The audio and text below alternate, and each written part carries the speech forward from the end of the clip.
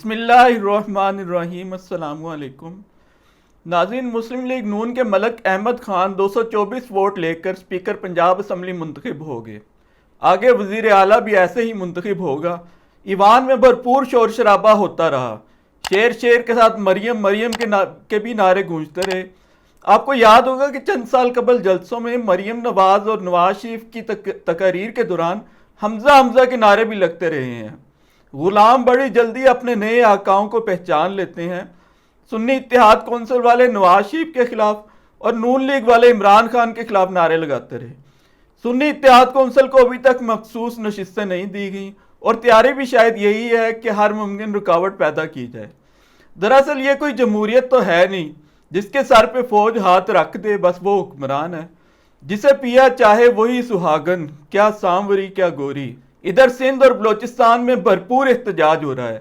جے you آئی کے قافلے پر حملے کے جواب میں جی ڈی اے کا 27 فروری کو پورے سندھ میں احتجاج کا اعلان۔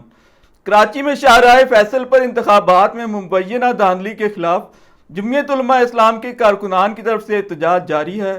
پولیس شیلنگ کرتی رہی، شہر میں دفعہ 144 نافذ ہے۔ جلسہ جلوس کرنے کی اجازت نہیں، خواتین سمیت جمعیت علماء اسلام کے کئی کارکن پولیس اٹھا کر لے گئی۔ بلاول کہہ رہا ہے کہ انتخابی مہم میں جنہوں نے پیپلز پارٹی کے کارکن مارے انہیں نشان عبرت بنا دیں گے۔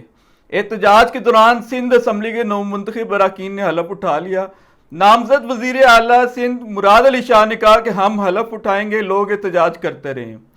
سراج الحق نے بھی وہی بات کی ہے جو یہ ناچیز پہلے کرتا رہا ہے کہ تقسیم شدہ مینڈیٹ ان طاقتوں کو بہتر لگتا ہے جنہوں نے اپنے فیصلے کرنے ہوں۔ ڈیوائیڈ اینڈ رول والی بات ہے، سیاستدانوں کے ایک حصے کے سر پہ تاج رکھ دو، وہ باقی سیاستدانوں سے خود ہی نمٹتے رہیں گے۔ یہ بھی کہا کہ عمران خان کو سزاؤں کی وجہ سے، مظلومیت کی وجہ سے لوگوں نے کے پی میں ووٹ دیا۔ حالانکہ حقیقت یہ ہے کہ کراچی کے علاوہ جماعت اسلامی کے ساتھ کوئی خاص دھاندلی نہیں ہوئی۔ دھاندلی تحریک انصاف کے ساتھ پورے ملک میں ہوئی ہے۔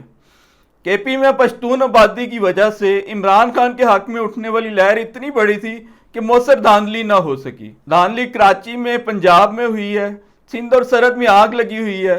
سراج الحق نے کہا قوم کا 50 ارب روپیہ ضائع کرنے والوں کا محاسبہ ضروری ہے۔ یہ بات 16 آنے ٹھیک ہے، جب تک تجربے کرنے والوں سے ان تجربوں کی قیمت وصول نہیں کی جائے گی، یہ دھاندلیاں اور تجربے کبھی بھی نہیں رکنے والے۔ 9 مارچ کو صدر پاکستان کا انتخاب ہوگا، جس کے بعد عارف علوی باقی زندگی اپنی بزدلی یاد کر کے آنسو بہایا کریں گے۔ 29 فروری سے قبل جب پختونخوا اسمبلی کا اجلاس منعقد ہوگا تو اصل مزہ تب آئے گا۔ شیر افضل مروت کو پارٹی چیئرمین بیرسٹر گوہر کے خلاف بیان بازی کرنے پر شو کاز نوٹس جاری کیا گیا تھا۔ انہوں نے بیرسٹر گوہر کو ناکام قرار دیا تھا، جس کی وجہ سے نئے پارٹی چیئرمین کے تقرر پر غور کیا جا رہا ہے۔ شیر افضل مروت بیرسٹر گوہر سے ملنے پہنچ گئے، ان سے بغل گیر ہوئے اور ان کا منہ چوما۔ اختلافات ختم ہو گئے اور صلح ہو گئی، لیکن یہ بات یہاں رکنے والی نہیں۔ شیر افضل مروت کے شعیب شاہین سمیت دوسرے لیڈروں سے بھی اختلافات ہوتے رہے ہیں اور آگے بھی ہوتے رہیں گے۔ ان کی ایک خاص پرسنالٹی ہے، وہ یہ چاہتے ہیں کہ ان سے واسطہ رکھنے والا ہر شخص ان کے سامنے جھک کر رہے۔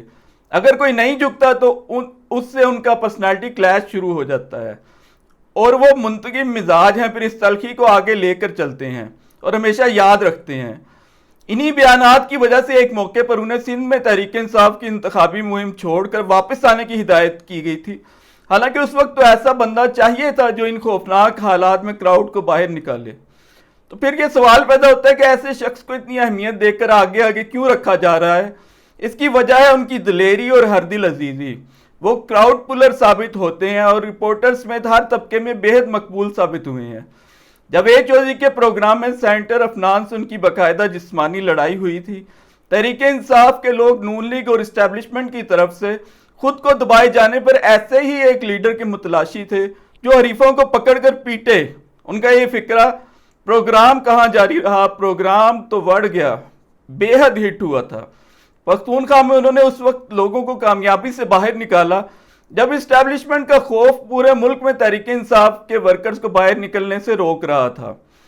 شیر افضل مروت ایک ایسی پرسنالٹی کے مالک ہیں کہ جن میں مرنے اور مار دینے کا رجحان ہے، منافقت نہیں ہے۔